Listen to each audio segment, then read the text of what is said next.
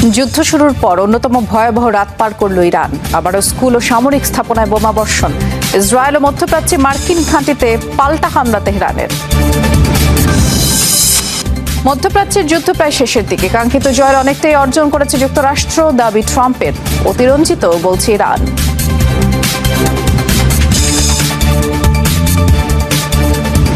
যুদ্ধ প্রায় শেষের দিকে। তাদের সব ধ্বংস হয়ে গেছে, গুরুত্বপূর্ণ সব নেতা মারা গেছেন। তাদের নেতৃত্বের দুটি স্তর রয়েছে, আমরা দুটি স্তরই ধ্বংস করেছি। বিশ্ববাজারে জ্বালানি সরবরাহ স্বাভাবিক রাখতে নানা পদক্ষেপ নিচ্ছে যুক্তরাষ্ট্র। বিভিন্ন দেশ থেকে উঠল নিষেধাজ্ঞা। চাঙ্গা এশিয়ার শেয়ার বাজার, তেলের দরে বড় পতন।